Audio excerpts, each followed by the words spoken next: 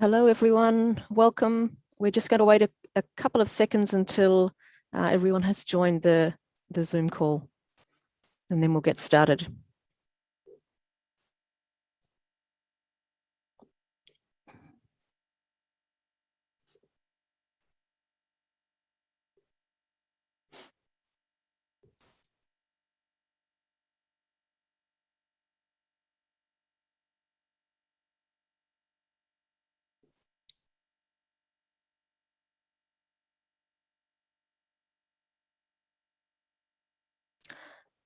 Hello, if you've joined, we're just waiting a couple of seconds for everyone to join the Zoom call.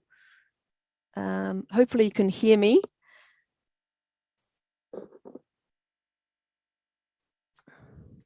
Hello, I see some people are posting in the chat. We're just waiting a couple of seconds until everyone has joined. Great to hear that there's sound, thanks.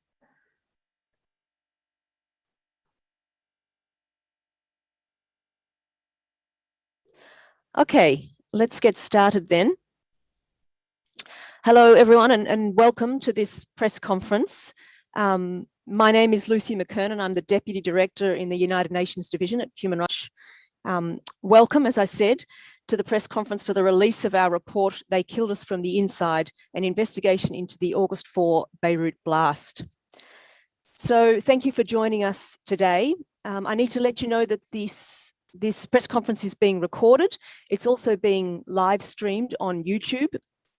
The link to the YouTube live stream has been placed in the chat for anyone who'd like to jump off and listen there instead if you don't have questions. I'd also want to acknowledge that we have today with us many journalists, of course, but also people impacted by the explosion. So we would encourage people, if they'd like to introduce themselves in the chat. There is also simultaneous translation, Arabic and English. If you'd like to listen to the English version today, you need to select the English channel in the interpretation button at the bottom of your screen. If you'd like to listen to Arabic, it's actually misnamed at the moment as French. So you need to select the French channel if you'd like to listen in Arabic. Okay, so I will go ahead now and introduce to you our panelists who will be speaking today. First of all, we have Lama Faki, who is the Director of the Human Rights Watch and Director of the Crisis and Conflict Division. She co-authored and researched the report. We'll then hear from Aya Majzoub, who is the Lebanon and Bahrain researcher, who also co-authored and researched the report. We will then hear from Tracy and Paul Najjar, who are the parents of Alexandra Najjar, who was tragically killed in the blast last year. And finally, we'll hear from Ken Roth, who's the Executive Director of Human Rights Watch. In terms of how we'll run the press conference, we'll first show a very short video and hear from some of the victims of the Beirut blast. Each of our panelists will speak for a couple of minutes each, and then of course we'll open up for questions from you. If you do have questions, please type your questions into the Q&A function. Again, you'll see the button at the bottom of your screen, or you could also raise your hand if you'd like to be given the floor to ask your question orally. Okay, so let's get started. We'll first play the video. Thanks, Aya.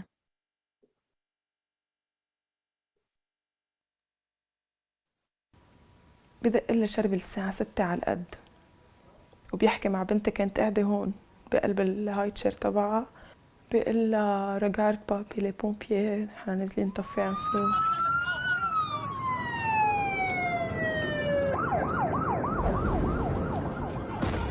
بحس مثل سيوف عم بياخد وجهي. انا كنت خايفه انه نايمين يعني بهم شيء ولا لا سمح الله ميتين. بنتي هلا بعد عمرها 3 سنين. اذا سالتني مين قتلني بي شو بقول لها؟ بقول لها ما بعرف شو، ما بعرف مين قتله، ما قدرت. نحن بلبنان ما فينا نعرف. لا ديري هيومن رايت كونسل، نحن متكلين عليكم لانه ما فينا نتكل على حكومتنا. لأعضاء مجلس حقوق الإنسان، البلد ما بيستمر بلا حقيقة، لبنان ناطر.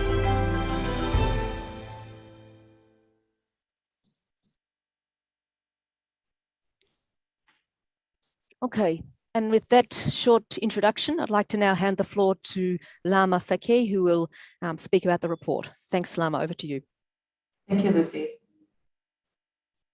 In our new report, They Killed Us from the Inside, an investigation into the August 4 Beirut blast, Human Rights Watch presents the most comprehensive public body of evidence to date, showing which Lebanese government officials were responsible for the August 4 explosion. The report sets out the evidence of official conduct in a context of longstanding corruption and mismanagement at Beirut's port that allowed for tons of ammonium nitrate, a potentially explosive chemical compound, to be haphazardly and unsafely stored there for nearly 6 years. In this report, we document individual responsibility for the blast, but also the collective failure of the state to protect Beirut residents. The report is based on over 100 official documents, some of which have never been published before. It's also based on interviews with senior Lebanese government officials, security and judicial officials, and correspondence we received from officials implicated in the blast in response to questions we posed to them. We also interviewed lawyers representing individuals who have been charged, individuals with expertise in the structure of Beirut's port, and people impacted by the explosion. The report incorporates the work of investigative journalists and independent researchers who have done painstaking work to uncover the facts around the August 4 explosion. This report would not have been possible without their support and their efforts. What we found in the course of our research is that what happened on August 4, 2020 cannot be seen as an anomaly or an aberration. What happened on August 4 was the natural consequence of a system rooted in corruption and impunity and characterized by bureaucracy and mismanagement. From 1960 until 1990, Beirut's port was managed by a private company. But after the Civil War, when its 30-year concession ended, management of the port reverted to the state. When this happened, former warlords and political leaders who had a financial stake in how the port was managed could not agree on how to manage it, including on whether it should be a private or public institution. As a result, in 1993, the Council of Ministers established a provisional administrative body called the Temporary Committee for Management and Investment of the Port of Beirut. This body, which we refer to as the Port Authority, was set up to be temporary, but it continues to operate to this day. Its seats were divided among the country's main political factions, thereby making the port's management subject to power struggles between them, which in turn paralyzed decision-making. By default, the port became part of the state under the Port Authority, but it was operating without an institutional framework, and this has led to serious governance, transparency, and accountability issues. In fact, the port's governance structure has created the conditions for corruption and mismanagement to flourish. Lebanon's main political parties, including Hezbollah, the Free Patriotic Movement, the Future Movement, the Lebanese Forces, the Aman Movement, and others, benefited from the port's ambiguous status and poor governance and accountability structures. Political parties installed loyalists in prominent positions, often positioning them to accrue wealth, siphon off state revenues, smuggle goods, and evade taxes in ways that benefited them or people connected to them. The mismanagement and corruption at the port not only enriched party loyalists at the expense of the state, but it also allowed illicit and dangerous goods to enter the country undetected. A former shipping company employee described to Human Rights Watch the security vacuum and web of bribery at the port that allows for dangerous goods to enter or leave without any monitoring. He said, the companies or individuals who want to bring any types of goods, including prohibited goods, can do so if they pay customs officials enough. He underscored that the state rarely, if ever, apprehends these goods. Several major political parties in Lebanon have acknowledged the massive scale of corruption at the port, particularly by customs, and they've blamed the state for failing to address it. But while much has been said about corruption at the port, little has been done to combat it. The general inefficiency, mismanagement, corruption, and political malfeasance that has plagued the Beirut port for decades all contributed to the devastating blast on August 4th. It is within this context that 2,750 tons of high-density ammonium nitrate entered into the port on board the Rosa's ship in November of 2013. The widely reported narrative regarding the arrival of the Rosas in the port goes like this. The ship's cargo was bound for Mozambique. It entered Beirut's port to load seismic equipment it was then meant to deliver to Jordan before traveling onward to Mozambique. The ship's owner was a Russian national, and the owner of the ammonium nitrate on board, Savara Limited, was a chemical trading company in the UK. When you scrutinize this narrative, however, it's not clear that any of these assertions are true. In fact, the Rosas was rented to transport an estimated 160 tons of seismic equipment when it was already overweight and not equipped to do so. While Savara Limited, the owner of the cargo, is registered in the UK, reporting by investigative journalist Firas Hatoum revealed that it's a shell company that shares a London address with other companies linked to Syrian-Russian businessmen who have been sanctioned by the US government for acting on behalf of Bashar al-Assad. The identity of Savara Limited's beneficial owner is unknown. The identity of the actual owners of the ship has also been in question. Human Rights Watch has been able to confirm that at least until shortly after its arrival in Beirut's port, the ship was not owned by the Russian national, but rather by an individual who had links to a bank accused of having dealings with the Syrian government and Hezbollah. After the ship arrived in Beirut, it was impounded by Lebanon's enforcement department due to outstanding debts to two maritime fuel oil suppliers. This was in December 2013. After this happens, evidence suggests officials failed to disclose the potentially explosive and combustible nature of the ship's cargo and the danger that it posed, and inaccurately described its risks in the request to the judiciary to offload the merchandise off the ship onto the port. When you consider all the evidence, the lack of clarity regarding the ownership of both the ship and its cargo, the clear inability of the Rosas to perform the task it was hired to do, the half-truths that contributed to the offloading of the ammonium nitrate into Hangar 12, and you combine it with evidence that suggests that the ammonium nitrate was being siphoned off from the port, and the fact that customs officials excused the maritime agent's failure to properly identify the cargo on the ship, it raises questions regarding whether the ammonium nitrate was intended for Mozambique, as shipping documents stated, or whether there were individuals with control of the cargo and ship who wanted the ammonium nitrate to remain in Beirut. Official correspondence reflects that once the ship arrived in Beirut, Ministry of Finance and Ministry of Public Works and Transport officials failed to correctly communicate or adequately investigate the potentially explosive and combustible nature of the ship's cargo and the danger it posed. In February 2014, we see the first clear warning about the Rosas' cargo when customs official Colonel Joseph Scaff warns other customs officials that the Rosas is, quote, carrying highly dangerous and explosive ammonium nitrate that threatens public safety.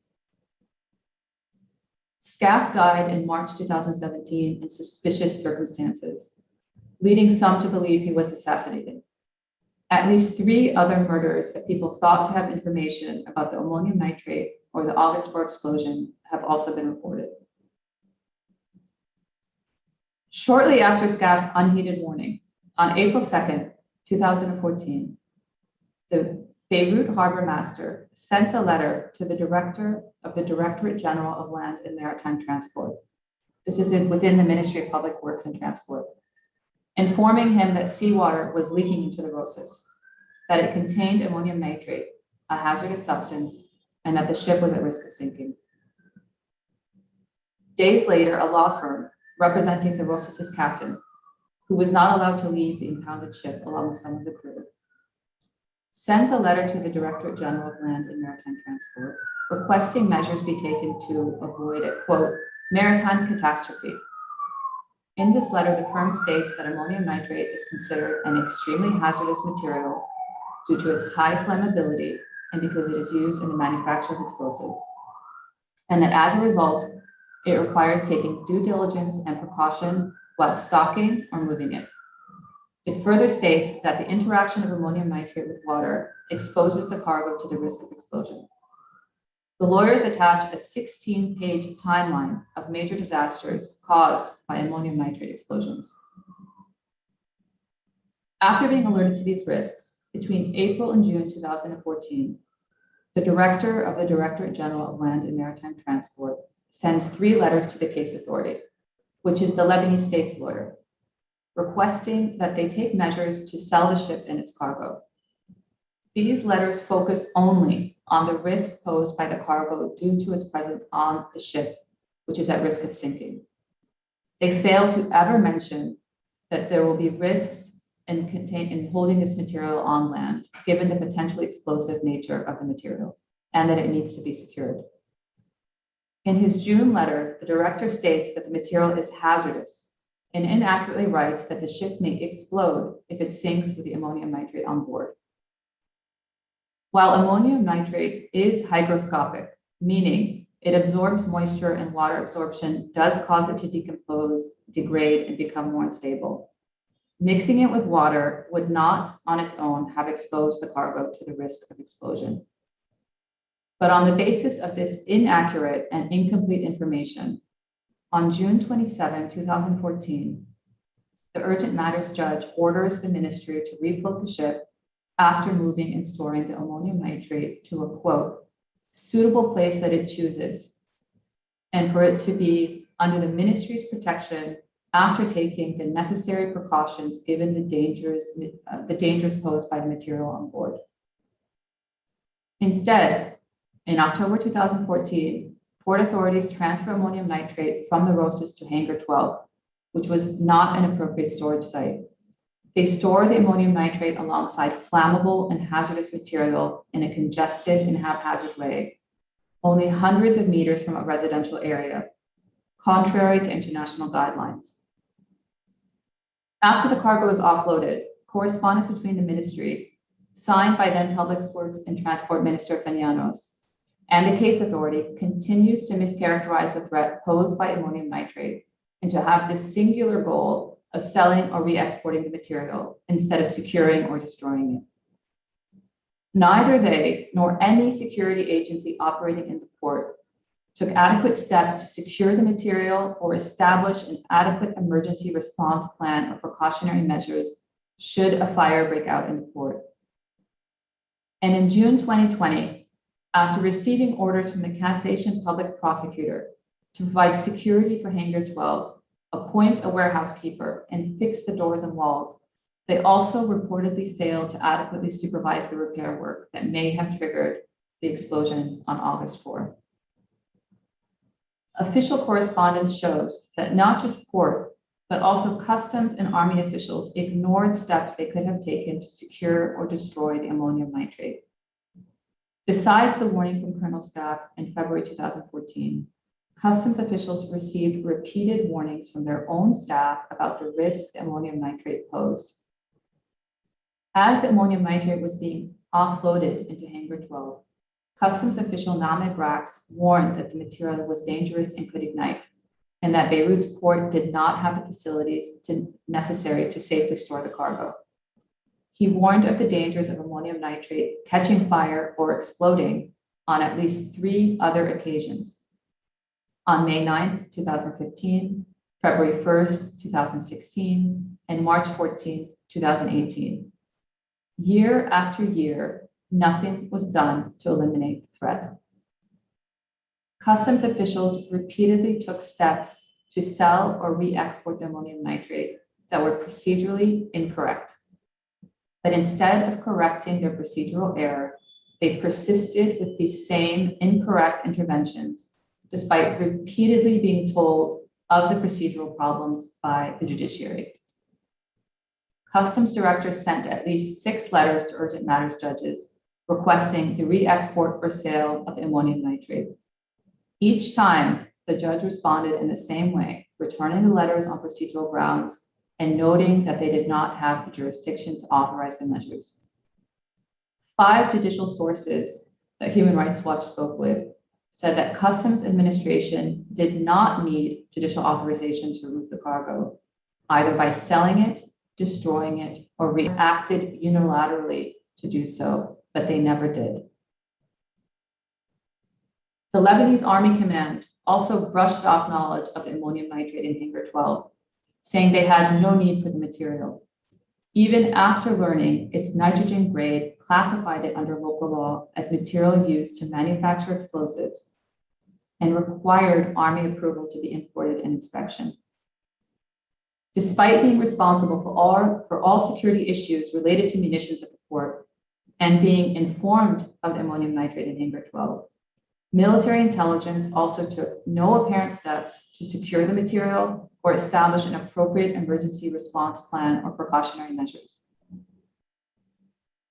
Perhaps in an attempt at bolstering its image, the Army Command released several statements announcing it had removed and safely destroyed dangerous and hazardous material at Beirut's port after the August 4 explosion, including 4,350 kilograms of ammonium nitrate. All this does, however, is spotlight that they should and could have acted similarly to secure and remove the ammonium nitrate in Hangar 12. All of this was done despite repeated warnings about the dangerous nature of ammonium nitrate and the devastating consequences that could follow from its presence in the port.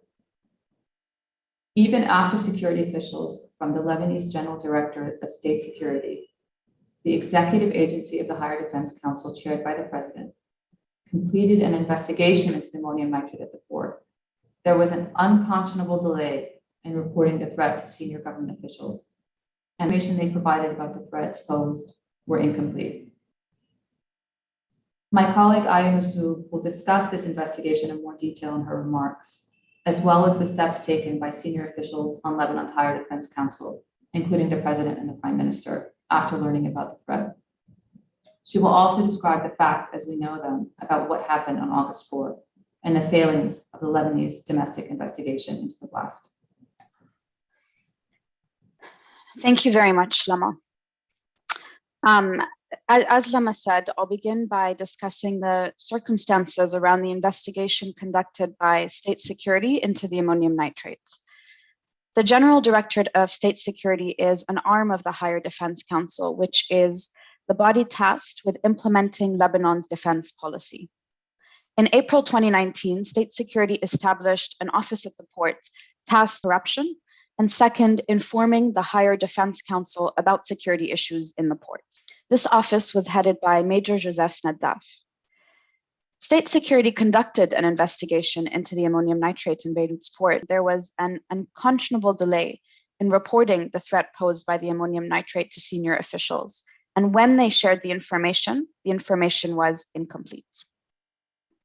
The official state security narrative, which the Director of State Security, Major General Tony Saliba, repeated to Human Rights Watch in an interview, is that Major Naddaf started investigating the valve after he was on a patrol in the port and noticed a broken door and hole in the wall of the hangar sometime between December 2020.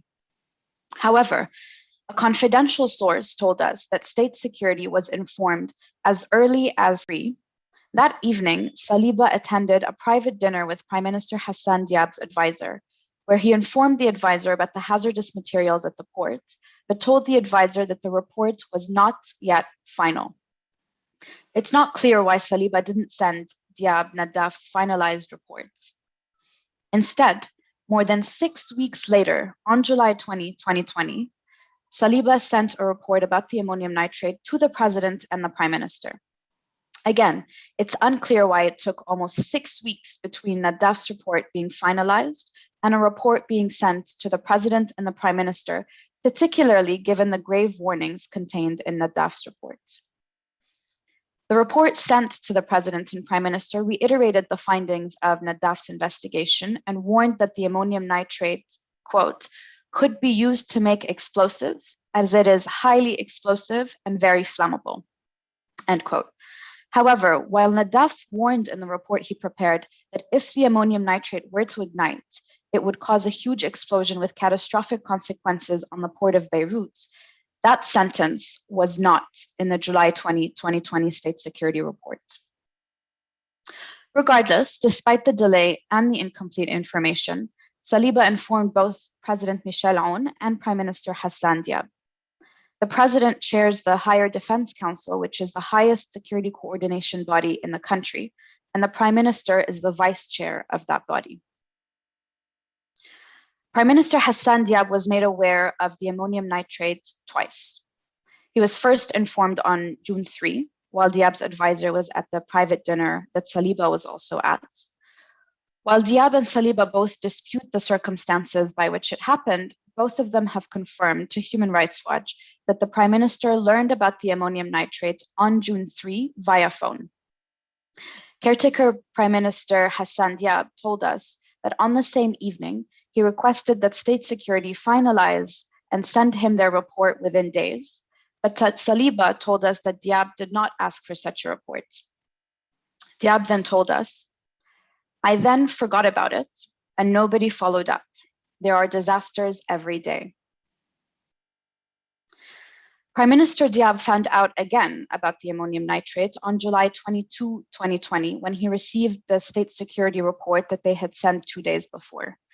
The only apparent action that Diab took with that report is to ask the Secretary General of the Higher Defense Council to send this report to the Justice Ministry and the Public Works Ministry to study it and send their recommendations.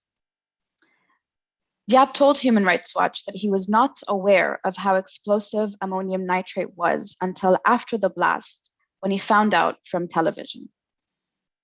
Asked why he did not know this, given that the state security report explicitly mentioned the dangers posed by the ammonium nitrate, Diab appeared to contradict an earlier statement that he read the report by saying, "The Saliba report did say ammonium nitrate was explosive, but I didn't go through the 30 pages. I gave it to my security advisor." The state security report, which Human Rights Watch reviewed, was 3 pages long with 6 pages of annexes. It was written in non-technical language, and the third sentence of the report states that ammonium nitrate is used to manufacture explosives, since it is highly explosive and highly flammable. Diab's office later told us that he did in fact read the report and that his comment about the report being 30 pages was hyperbole.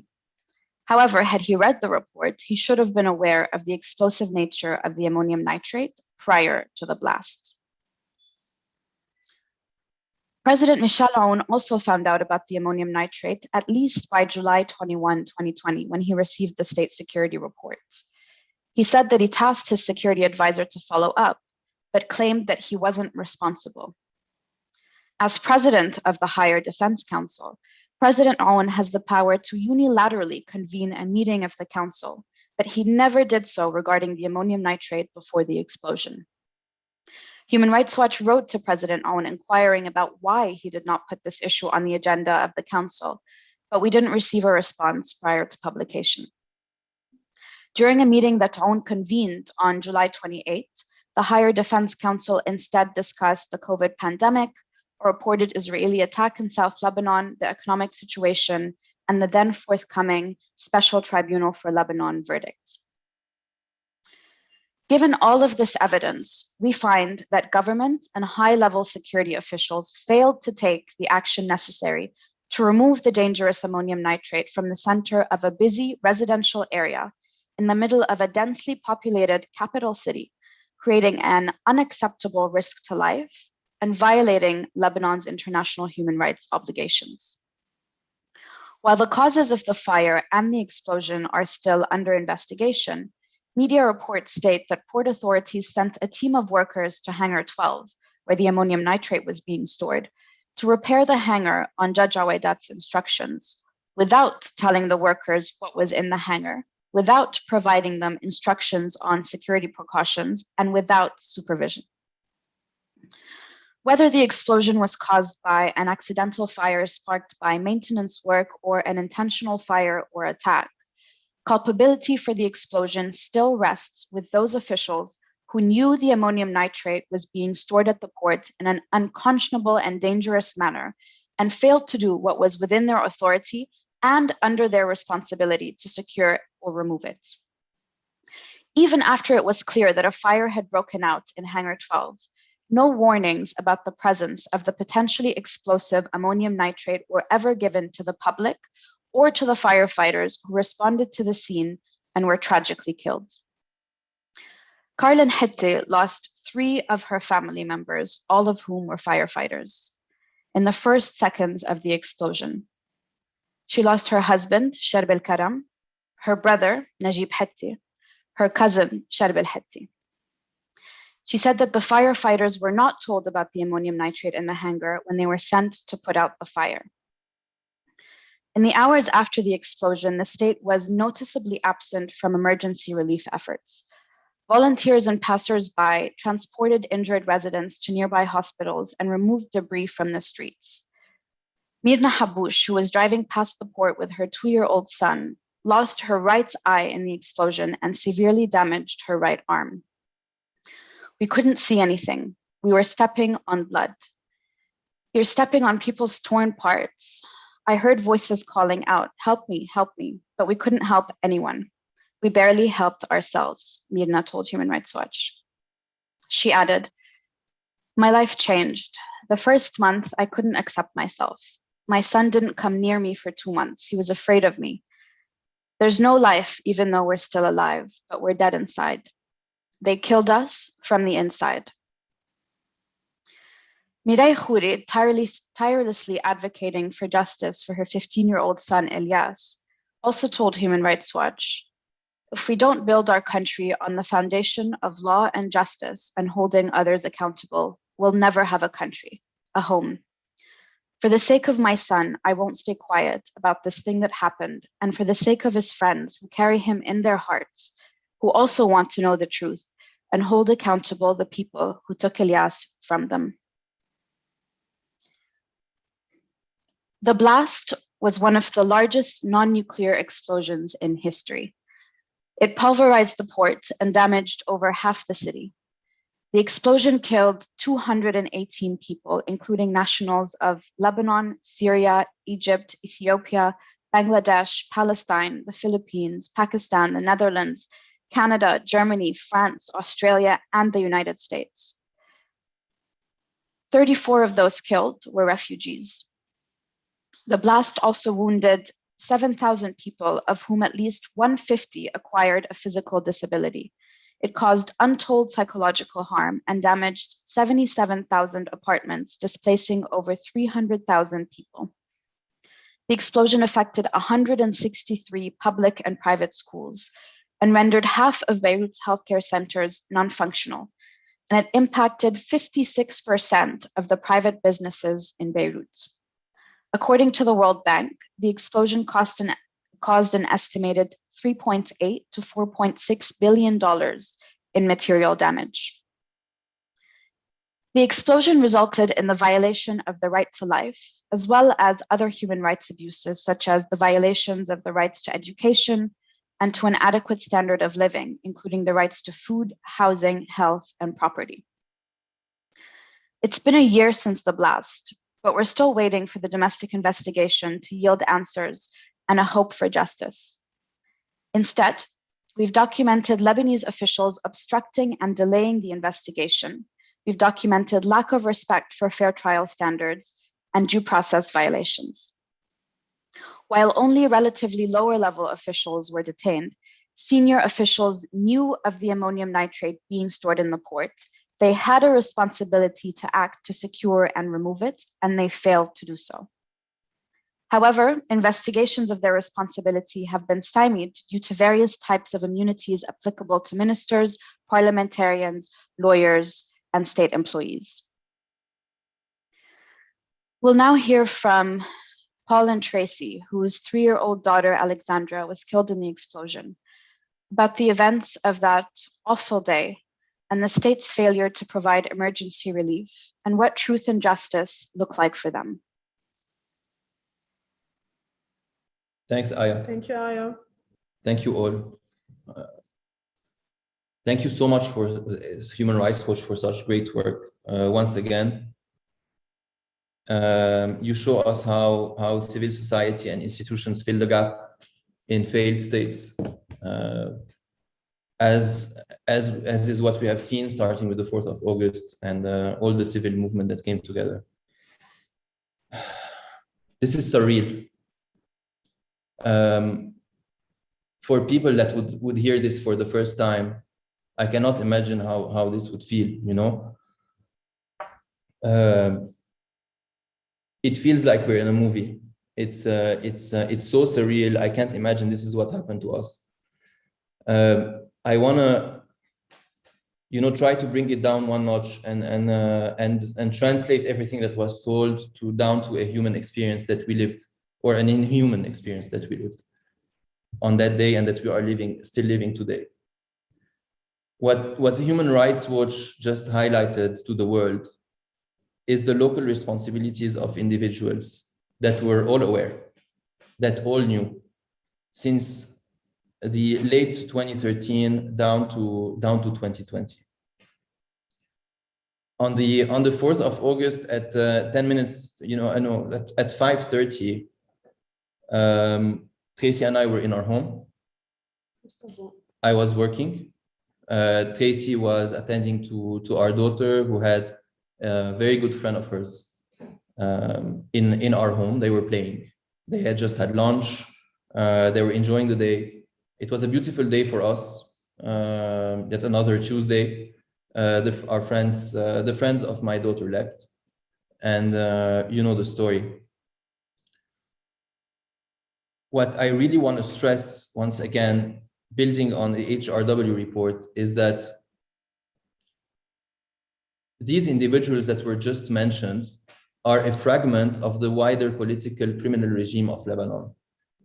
In our opinion, when Human Rights Watch says that there's a list of individuals that were aware, for me, if Michel Aoun, the president of the Republic, if Hassan Diab, if all of these officials knew, then all of them knew. We have 128 parliamentarians and I don't know, maybe 20, 30 ministers. And this is only for the time period in 2020, but what about before? There was not one of these officials or their family members that got a stitch from August 4th. What was theory before, for us, is now fact. They all knew, and let everybody know. They were all aware.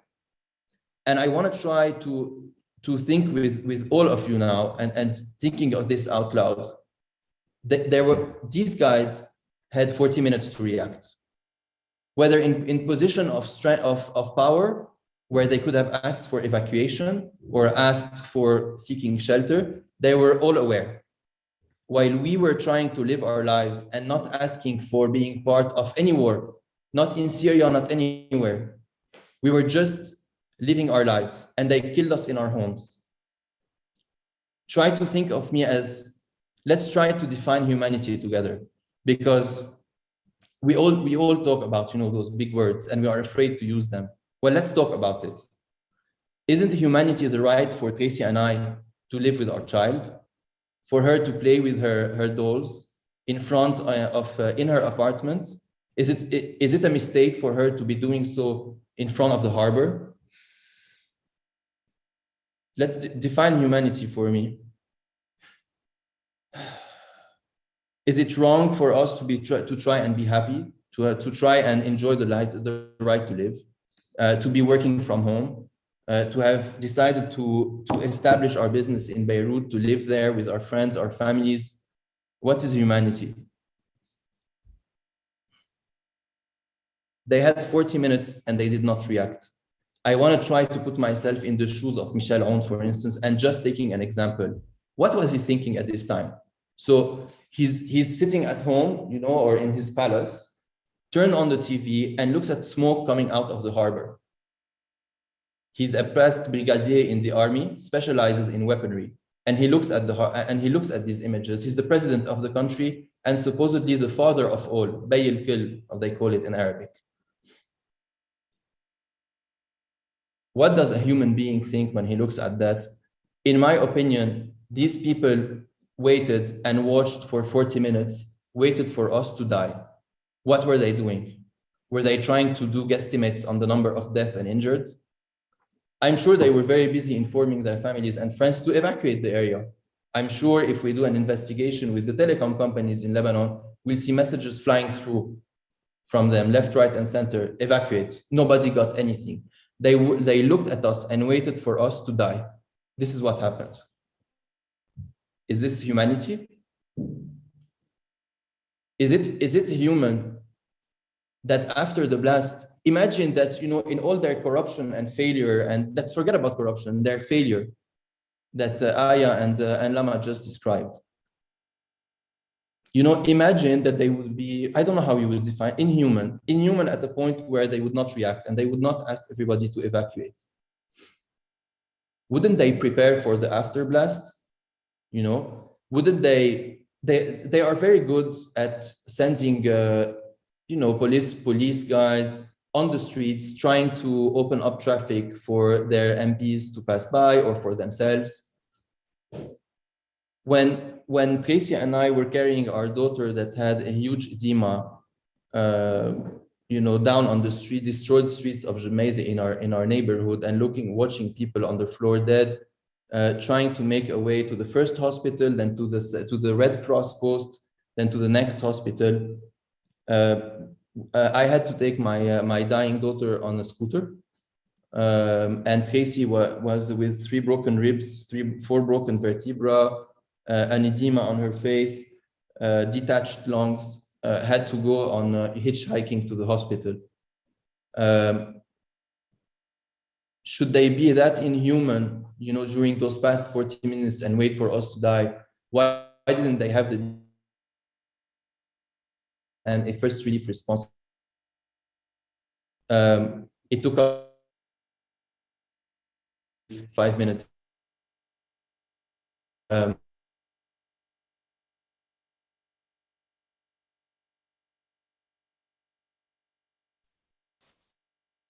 it looks like we're having a little technical problem there.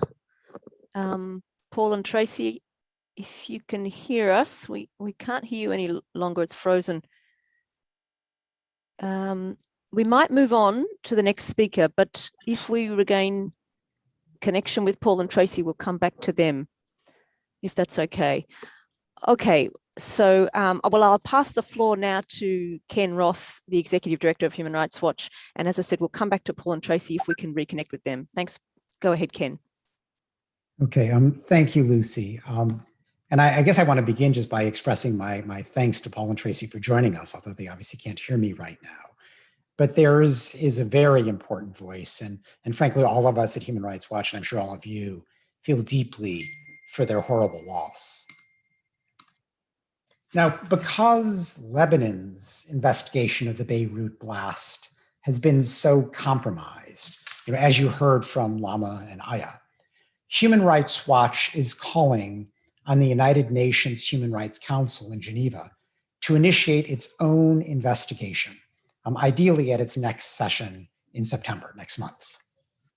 That would contribute to justice by having a better prospect of uncovering the facts behind the blast than currently seems possible through Lebanon's own domestic process. It thus might help to end the reign of impunity that for too long has cast a long shadow over the victims of a wide range of human rights abuses in Lebanon. Now, specifically, we would like the Human Rights Council, by its usual majority vote, to establish, I'm sorry, I see Paul and Tracy are back, so let me just stop there. And let me let Paul, no? Ken, sorry for that. You know how electricity and internet are in the country. It's I just wanted to conclude by saying that nobody can come and try and define a crime against humanity for us, not the UN, not anybody else. We talk about technicalities. You know, the UN, these foreign countries talk about technicalities such as systematic attempts and harm towards populations.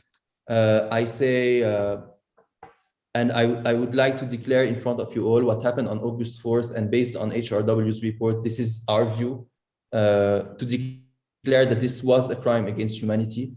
My daughter's right to live in our home and enjoy life, this is what humanity is for us. is us living in a loving home, just enjoying, trying to make the best of our lives and living in happiness. This is humanity. It was a crime done by inhumans. These are all of the people that you mentioned in your reports, and all the people in the governments and parliaments of Lebanon since 2013. These are inhumans because they knew about what was going to happen, all of them, and they failed to act, and they failed to protect their fellow citizens, their fellow human beings. So both of these angles make me say that this is a crime against humanity. It should be treated as such. And all of the people that were involved directly or indirectly, they knew that failed to act, should be considered as traitors towards humanity, traitors at the very least towards their citizens here in Lebanon, and they should be dealt with as such. And if the judiciary will not deal with them as such, then we will. And that's it. Thanks, Ken. Sorry. Okay, Paul and Tracy, thank you very much. We totally understand the technical difficulties you're living with. And while you were not with us, I just wanted to say that all of us deeply appreciate your joining us and feel horrible for your personal loss. So I just wanted to say that again with you present.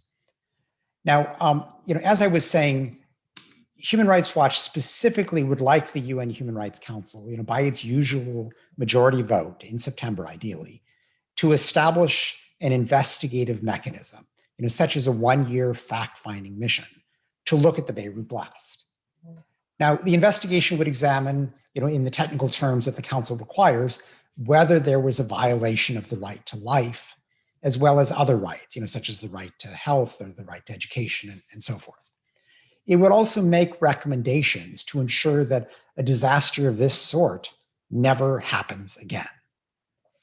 Now, I want to stress that a Human Rights Council investigation would not be a criminal trial or even a criminal prosecution, although obviously it could lay the foundation for later criminal action. Rather, it would seek to establish the truth about what happened. For example, it could determine the facts and circumstances that led to the purchase and shipment of the ammonium nitrate to Beirut. It could help to establish how such a huge quantity of potentially explosive material came to be in Beirut's port for years, a mere 480 meters away from a residential area. It could examine whether anyone had access to this material, whether the quantity diminished over time, as the FBI found, and who, in that case, was using it. It could determine what triggered the explosion at Beirut's port a year ago, and the role the corruption at the port might have played in contributing to the explosion.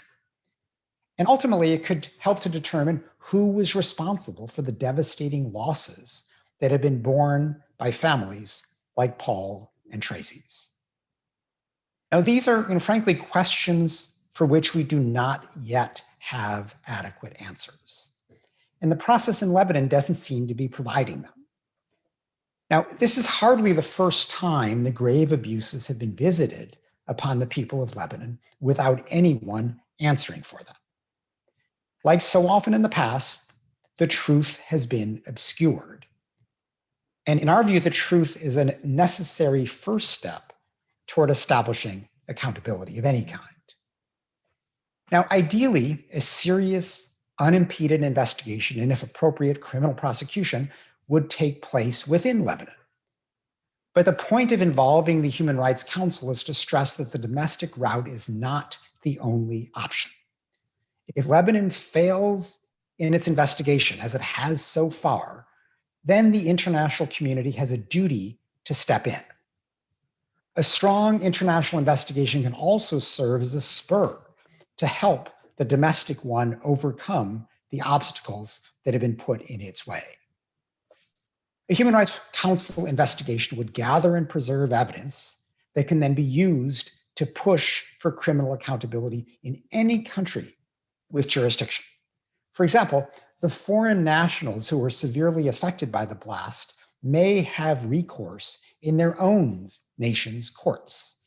And indeed, there are currently 2 prosecutions underway in France and Germany, and others are being considered. But we should be frank, national prosecutors rarely have the capacity to investigate events in a distant country from scratch on their own. Without a Human Rights Council investigation, these countries will have to rely on the flawed investigation being conducted in Lebanon, which so far has looked into only the role of kind of the lower level officials without being able to look at the senior officials who so far enjoy legal immunity. And although under Lebanon's law, these senior officials may avoid domestic criminal accountability, foreign prosecutors are not bound by the archaic laws of impunity in Lebanon. And if Lebanese officials are found guilty in foreign courts, then they could face international arrest warrants to ensure that justice is done. Now, even if the evidence collected by the Human Rights Council is not used immediately, evidence should still be gathered as soon as possible before it is lost. And beyond prosecutions, the finding of such an investigation could be used to push for targeted sanctions against those officials found to be responsible for the blast, for example, by targeting their personal wealth. Now, Lebanon would be far from the first example of a UN-mandated investigation. They are increasingly used to respond to serious violations of human rights when domestic systems of accountability fail. They are a key to counter the impunity with which human rights violations thrive. The resolution would undoubtedly call on Lebanese officials to cooperate fully with the fact-finding mission and to facilitate its access to the evidence. But the Human Rights Council can establish a fact-finding mission even without the consent of the state under investigation. Indeed, there's a long history of such investigations operating very effectively without the cooperation of the officials under investigation. Indeed, it's happening just next door in Syria. Now, let me just conclude by noting that Lebanon has obviously huge potential as a nation, but the potential is severely undercut by authorities who prey on the people of the country by profiting from the disastrous combination of corruption and impunity. The Beirut blast is a horrible, dramatic illustration of such unaccountable governance, but it's far from the only one. It is essential that the international community address the corruption and impunity that lie behind so much of Lebanon's suffering today. It's time for the Human Rights Council to heed the call of the Lebanese people to help them finally to establish a state that is subject to the rule of law and committed to protecting the people of the country from such devastation. Thank you. Thank you very much, Ken, and to all the panelists. So now we will move to questions from you. As I said, we had today journalists and persons affected by the blast. We're going to prioritize to the extent we can questions from journalists because this is a press conference, but we will try and get to everyone's questions. And I see that some people have already started posting questions in the Q&A function, so thank you for that. If you do have a question, that is the right place to put it in the Q&A function so that we don't miss it in the chat. There is also an opportunity if you'd like to raise your electronic hand, if you'd like to ask your question orally, and we will give you the floor. If you are putting a question in the chat, please indicate your affiliation, which organization you are with. And if you are taking the floor, please do so when you speak, introduce yourself. Feel free also to put questions in Arabic, if that is your preference, and we will read those out so that they can be translated and answered. So we already have some questions and we'll start on those straight away. We have a couple of questions around the recommendation that Human Rights Watch has in its report for a fact-finding mission to be established by the Human Rights Council. We understand, I think Ken Roth has already answered the questions that were raised in relation to that, but I do ask if the media organisations who asked those questions, that is the National or NOW, have further questions on that, please go ahead and let us know and we'll come back to that. Then I will move then to, we've had a couple of questions also in relation to the amount of ammonium nitrate that exploded on 4 August. CNN have asked have suggested that that was just a fraction of the total 2,750 tons that were on the ship. So the question is, in light of these multiple reports that there was less ammonium nitrate in the hangar, what do we have to say about that? I will pose that question to Aya or Lama. Who would like to take it? Answer that. Thank you, Lucy. Thank you, Ben, for the question. So experts that were interviewed by the Organized Crime and Corruption Reporting Project indicated that they believe that the amount of ammonium nitrate that exploded was actually between 700 and 1,000 tons, and not the full 2,750 tons. The FBI investigation also found that the amount that exploded was just over 500 tons. There was some contradictory reporting in the New York Times. Experts that the New York Times spoke with believe that those lower estimates were inaccurate. We interviewed one individual who was inside of Hangar 12 not too long before the explosion. And he raised questions based on how much space the ammonium nitrate was taking in the hangar, as to whether there were really 2,750 bags there. He wasn't really able to come to a firm conclusion because of the haphazard way that they were stored. But he as well sort of raised a question about whether, in fact, this full amount of ammonium nitrate was there. We've also released photos in our report, which show that the bags of ammonium nitrate were ripped. Ammonium nitrate was coming out of the bags. In some cases, you can see that the bags are not full.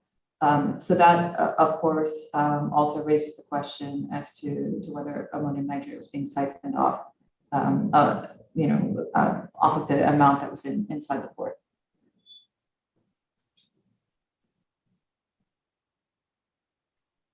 Okay, thank you very much, Lama. We have a question also from Tamara Kiblawi. Her question is, she says, I was wondering if you had any theories about the trigger of the blast. Your report mentions early reports about a welding accident theory, but that hasn't yet been proven, and which in retrospect seems a bit far-fetched given the timeline that we know about. Additionally, what do you make of the documentation that shows that the report presented to Diab arrived at the Public Works Ministry in what would in theory have started a government probe into the nitrate on the morning of 4 August? Thank you. Again, Lama or Aya, would you like I'm to happy to take this one. Thanks. Thanks very much, Tamara, for your question. So our report we don't have the expertise to identify what triggered the explosion. And so we listed the 3 theories that the judge has said he was investigating. The first is the welding theory, and that the fire was an accident caused by the welding works, which caused the explosion. The second, that the fire was intentional. And the third, that there was an attack on Lebanon. We don't take a position on what we think the most likely of these scenarios were, but we do say that regardless of what the immediate causes of the blast were, culpability ultimately lies with the Lebanese officials who were aware of the ammonium nitrate, aware of the dangers posed by the ammonium nitrate in the port, and failed to take any action within their mandate in order to protect the public from the devastating impacts of the ammonium nitrate. On your second question regarding the report presented to Diab. So Diab told us that when he received the reports, the state security report on the 22nd of July of 2020, he sent that report to both the Justice Ministry and the Ministry of Public Works. The Justice Ministry didn't get the report until after the explosion because the Justice Minister was out of the country at the time. And the Public Works Ministry got the report on August 3rd, 2020. Some media reported that the Minister of Public Works on that day went to the port and met with the head of the Port Authority, Hassan Reitzim, but we haven't been able to confirm this. As far as we know, there had not yet been any official investigation launched into the ammonium nitrates by the government. Thank you very much, Aya. We now have a follow-up question to the questions that had been asked earlier in relation to the Human Rights Council fact-finding mission proposal. And it was to clarify whether the fact-finding mission can go forward without the consent of the Lebanese government or parliament. And I'm going to pass that question to Ken to respond to. Thanks, Ken. I mean, yes, it can. Indeed, I would say probably the vast majority of investigations launched by the UN Human Rights Council take place without the consent of the government in question. That certainly has been the case of what's been going on with Syria. That was the case with Myanmar. And so, while obviously we would like to see the Lebanese government cooperate with any investigation, cooperation makes it easier. These kinds of UN investigations are actually quite used to operating remotely, to interviewing people from afar, to collecting information from afar, and they've proven very effective in doing that. So in no sense would a UN Human Rights Council probe be dependent on the cooperation of the Lebanese government, much as we'd like to see that. Thank you, Ken. We now have a question from Ruth Sherlock from NPR. She says, I was wondering if in your conversations with politicians or in the studying of public statements, you've found any senior leaders making apologies or at least offering condolences to the families. She says she's also curious about the question of there being less ammonium nitrate in the hangar. I think we have already addressed the second part. Aya, did you want to respond to that question? I'm happy to, but maybe Paul and Tracy can tell us what communications they've received from the government, if any. Sure, let's hear from Paul and Tracy first. Paul, you're muted. Honestly, we haven't received anything from the government, no communication at all. No direct messages, no letters, no representatives talking to us, nothing. Nobody talked to us.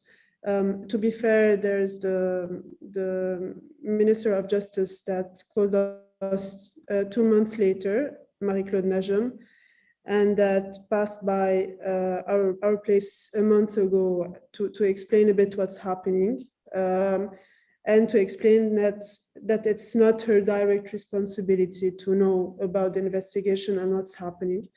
She was very kind with us, but nothing more, and that's it. And it's funny too. I would add just one thing is that one would expect in such a dramatic crime that at least 1 year after, who would be responsible in a normal country for the commemoration, or let's say for the whatever thing that would need to be organized on that day, because people now are a bit lost between, is it a commemoration, or we still should we commemorate? I mean, this whole debate. It's not, they are not even involved in the organization or have not planned anything. The only thing that they're going to do is try to put down their flags, and that's it. The rest, everything is being organized by the civil society. So you can imagine their disdain to the case. And unfortunately, this was repeated to us by all of the families of the victims that we interviewed. In particular, people who were left with permanent disabilities as a result of the blast said that they had received absolutely no financial or support or any other support from the government. And they have had to fight in order to secure the medication that they need, given the shortage of medications in the country. And they have had to work through hurdle after hurdle in order to get the healthcare that they need. In our interviews with government officials, almost all of the officials that we interviewed were very quick to deflect blame off of themselves and blame somebody else, maybe with the exception of one individual that we interviewed. None of the individuals that we spoke with really apologized, said that they in any way shared any responsibility. Everybody just was very quick to deflect blame off of themselves. It was very sad to see. Just to add to what Aya is saying, I would really encourage people to look at the responses that we received from government officials, which are included in Annex 5 of the report. They really exemplify the kind of responses that we saw, which, as Aya was saying, it's a function of deflecting responsibility and pointing the finger at others. Thank you all to your responses. We now have a question from Fadi Dayu, who asks, did you ask the Prime Minister Diab who is the person who contacted him and I think it's persuaded him to cancel his visit to the port a few weeks before the explosion? And is this in the report? Lama, would you like to take that? Sure. Thank you, Fadi, for your question. We did ask the Prime Minister about this, and he denied that there was such a call. We, of course, local media have reported that this call happened. In our interview with the head of state security, Tony Saliba, he also alleged that Diab canceled his visit when the head of his security detail had a call with an unknown person who said the issue was nothing serious.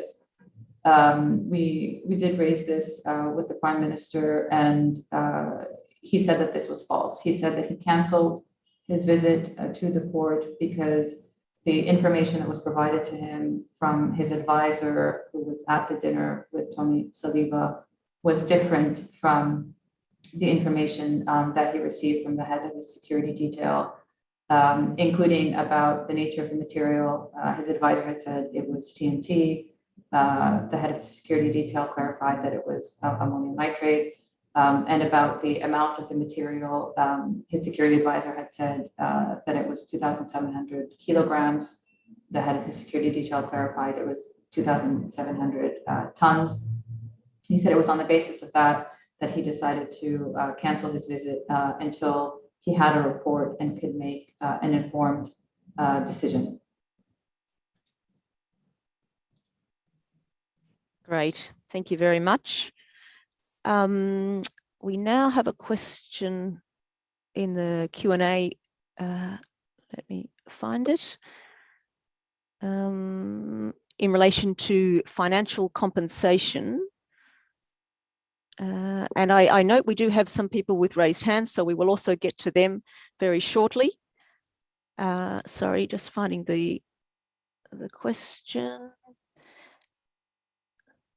No, I've lost it in the chat.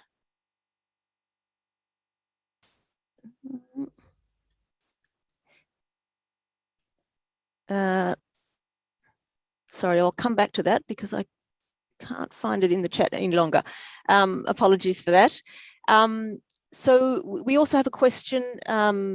It's about access to satellite images from the explosion on August 4, and a question about when the explosion occurred. That's from Dominic Bonfils. Who could take that question? Lama, would you like to answer that? Sure. I mean, so we have not requested access. We have not made a request for access to satellite imagery. I know that the Lebanese government had made requests for access to satellite imagery, and from what I understand, they have not received that imagery. That was actually outside of the scope of our investigation. I mean, it also would be very unusual to have satellite imagery of the blast itself. You would have to be incredibly lucky. You can get imagery from the day before and the day after. That's easy to do. But, of the blast itself, I think is probably impossible. Mm-hmm. Thank you, Ken. Thank you, Lama. We have a couple of questions, people with raised hands, so I'll go to them next. First, I see Maya Daher. Excuse me for the mispronunciation. We will give you the floor if you'd like to ask your question orally now. Thank you.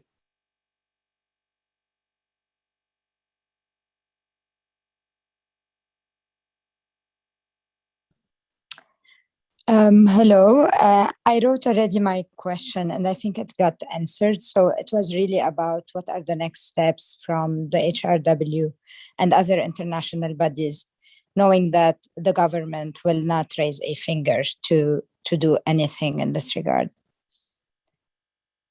Thank you. Okay, thank you very much. Maya says we've answered that question. There was a follow-up question in the Q&A about, what was preventing the Human Rights Council? Why have they not taken action so far? So perhaps I'll join those together. Ken, if you had any other further comments in relation to those two questions. Thanks. Sure. I mean, I think we have to recognize that the Beirut blast is, kind of an unusual topic, an unusual issue for the Human Rights Council to address. We recognize this. This is, it's not an armed conflict. It's not a situation of large-scale mass persecution, but it is, a disaster that is a product of the kind of impunity, the indifference to the rule of law, the indifference, frankly, to the welfare of the population, that is the kind of thing that the Human Rights Council addresses. And so we are asking the council to recognize that this is a right to life issue, that this is a human rights issue, and that even though the facts are slightly different from what it usually deals with, this is still a very appropriate topic for it to address. And indeed, it's not just a matter of, is it a nice thing to do? This is the only way we see of breaking through the impunity that the Lebanese domestic system has, so effectively created. It's hard for me to think of another country that, allows such blanket immunity for a whole range of parliamentarians and ministers. And so, if a government is set up this way, it's no surprise that the people of the country suffer. And they're suffering today, not just the consequences of the blast, but the consequences of a government that is utterly unaccountable to and seemingly, much more interested in its own welfare than in the welfare of its people. So this is, an unusual factual situation, but one that is very appropriate for the Human Rights Council to address, and one where we think it could make an enormous difference because it could set the factual record that the Lebanese government is seemingly deliberately obscuring. And that factual record will provide the foundation for criminal justice efforts, if not in Lebanon, then elsewhere. And we're seeing, even if you look at what's happening with Syria, domestic prosecutions in Syria are impossible, but we are beginning to see prosecutions using universal jurisdiction in Germany and other European countries. And we may have to resort to something similar like that in the case of Lebanon. But the essential first step is for the UN Human Rights Council to create the factual predicate, the foundation for those kind of justice measures to go forward, because the individual prosecutors in these countries don't have the capacity to put together the facts the way a formal UN investigation would be able to do.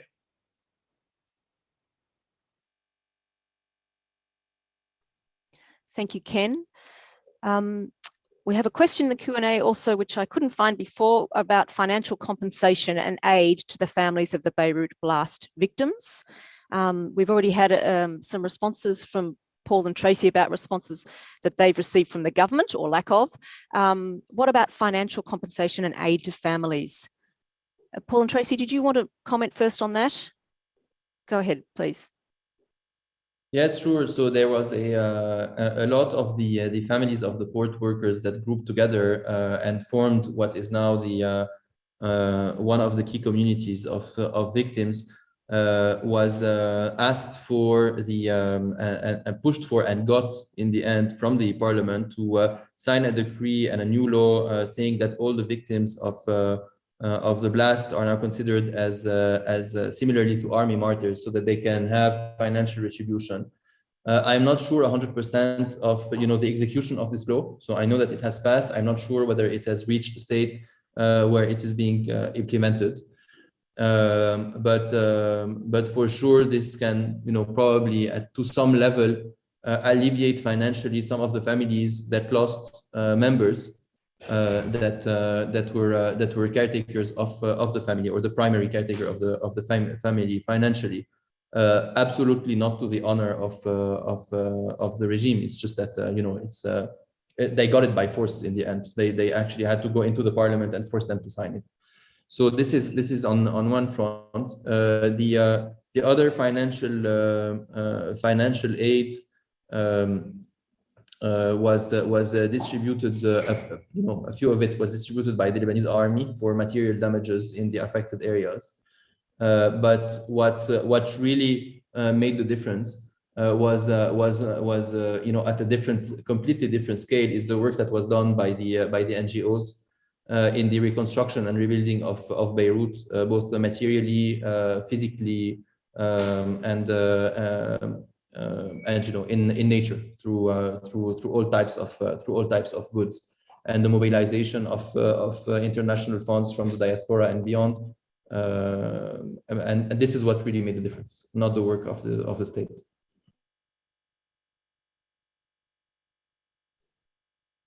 Thank you, Paul. Aya, did you have anything to add, or should we move to the next question? No. Okay. So we have another question from Ruth Sherlock. She says, one of the suggestions is that some of the ammonium nitrate went to Syria and may have been used in barrel bombs in the war there. Did you find any supporting evidence for this in your investigation? Lama, would you like to take that? Thanks, Ruth. So, I mean, as I said at the outset with my remarks, there are a number of elements related to how the Rosa ship arrived in Beirut and how the material was offloaded, which raises questions around, in fact, whether this material was meant to go to Mozambique or whether it was intended to remain in Beirut. There are also connections between the owner of the cargo and the owner of the ship with Hezbollah, which also raises the question as to whether they had a role to play in bringing the shipment to Lebanon. We don't have anything definitive that indicates that the material was sent to Syria, but there are important questions here that need to be answered, and this is why, again, we are stressing the importance of having an independent international investigation, conducting a fact-finding mission on the events surrounding August the 4th. But the question needs to be answered. If 500 tons of ammonium nitrate exploded on August the 4th, what happened to the rest? And this is something that we're still asking.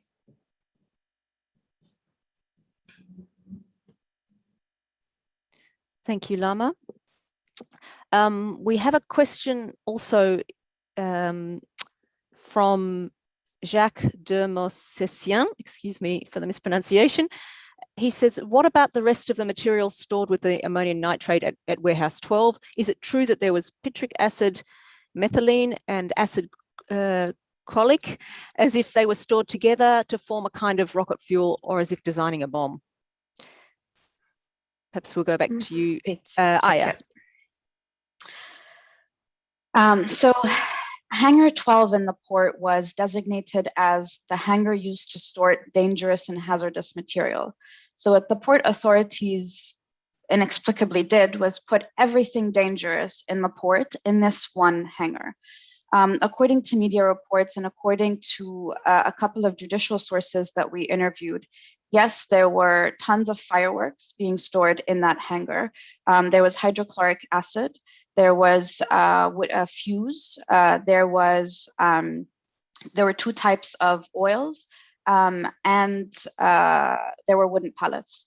All of so what was in the hangar stored with the ammonium nitrate, as well as the way that the ammonium nitrate itself was just piled in the hangar in a random and haphazard way. All of these violate international regulations on the safe storage of ammonium nitrate, as well as the national guidelines of several countries.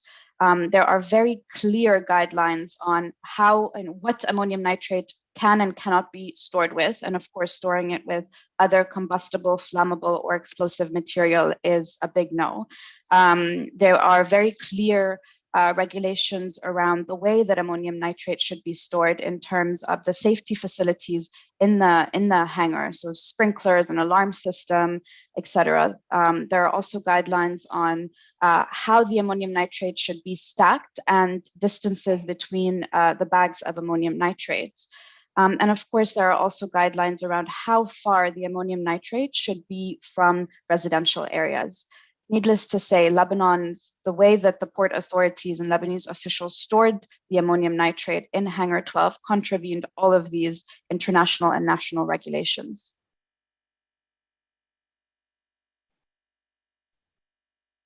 Thank you, Aya. Thank you to everyone who's putting their questions in the Q&A. Can I remind people, please, to indicate their affiliation when they do so that we know who's asking the question. We have a question now from Abdallah El Bini, again about the amount of ammonium nitrate. His question is, he first says, 2 days ago, former Minister Gabran Basil stated that employees responsible for unloading the shipment, storing it and protecting it for years, and then smuggling the bulk of it through dozens of trucks must be investigated. His question is, according to this serious statement about the presence of trucks and smuggling, does Human Rights Watch have any leads or information about the smuggling of ammonium from the port, who benefited from it and where it was used? The follow-up question is, according to what became available of information and documents from the serious investigative press, which no one has denied so far, about the fictitious companies that own the ship and the shipment of nitrates, in addition to Lebanese and Syrian personalities, banks and others, have Human Rights Watch reached certain conclusions that the operation, and the question cuts off, but I think you get the idea of the question in relation to the companies and owning the ship and the shipment of nitrates. Okay, shall I pass that to you, Aya? Lama covered this in her remarks. Lama, would you like to? Sure. I mean, just very briefly, I think we do not have any definitive evidence about the ammonium nitrate being loaded onto trucks and taken either from the ship or from the port out. This is something that needs to be investigated, and there are serious questions, which I raised in my remarks, regarding how the ammonium nitrate arrived in Beirut, how it was offloaded, and what the intention of the officials that were doing that work was. Thank you. Thank you very much. We now have a question from Michel El Meucci from Justice for Lebanon. The question is, do you believe that the international community and specifically world leaders could be doing more to pressure the Lebanese politicians in government to stop obstructing justice and to allow an international fact-finding mission? Should foreign ministers still be meeting with their senior Lebanese officials, or does that simply serve to legitimize them? Thank you. Would you like to take that, Lama? I think we can give it to Ken. Well, I think that there's a lot that can be done right now to push senior Lebanese officials to, both stop the domestic obstacles to a genuine investigation, but also to, cooperate with an international investigation. And the one thing I would stress is that, many governments already permit targeted sanctions, that is to say, travel bans and asset freezes for people who are implicated in either corruption or serious human rights violations. And given the severity of the violation of the right to health here, given the deliberate obstruction that Lama and I have outlined in this major report, this would be an appropriate example of a time for governments to start using targeted sanctions, until we get the cooperation that is required from senior Lebanese officials. Thank you very much, Ken. So I have a question now from Mario Sawaya, who asks, some legal experts point to the Lebanese constitution and argue that the so-called immunity ministers and MPs are claiming cannot stand in the case of a criminal investigation. Do you agree? Who would like to take that? Aya, thanks. To take that. So the principle of immunity in Lebanon, or the way that the system was designed in Lebanon, giving immunities to various ministers and parliamentarians and basically all state employees, has been really, its purpose is to shield these individuals from accountability. And we see that in over the last several decades, the lack of accountability for these high-level officials for grave human rights abuses and corruption, and the culture of impunity that has been allowed to flourish as a result. There are differing interpretations on ministerial immunities in particular. On ministerial immunities, as you rightly say, there is a legal precedent which says that the crime of killing is not covered by these ministerial immunities, and that those crimes should be subject to the regular judiciary. There's also another legal precedent that says that if Parliament fails to activate the special court in order to try ministers for grave crimes, then the regular judiciary can act. And it seems like this is the interpretation that Judge Bitad has been following. However, the issue of parliamentary immunity is unfortunately a bit clearer in the Constitution. And while Parliament is in session, parliamentarians have immunity from prosecution by the regular judiciary unless Parliament itself lifts this immunity. Parliament isn't, usually this is a temporary immunity. It only applies to parliamentarians during when Parliament is in session during a few months of the year. However, the Constitution says that if there's no government, as is the case today, Parliament is considered in session until a new government is appointed and gets a vote of confidence by Parliament.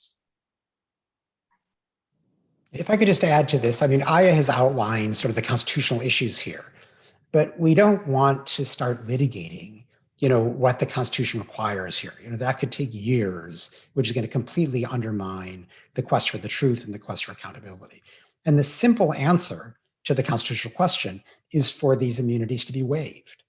And the government completely has the capacity to do that. If it doesn't do that, that's all the more reason why the international community has to step in.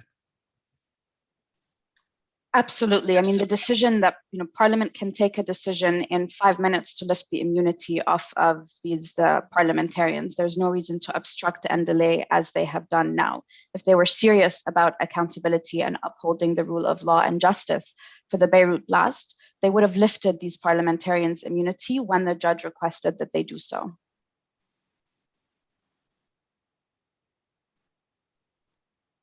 Okay, thank you very much. So we're running short on time. We have time for one last question. So I'll go to the question from Hala Nasruddin, who says, if it was an attack on the country, how far can we go to make those responsible accountable and not receive veto power protection at the UN Security Council?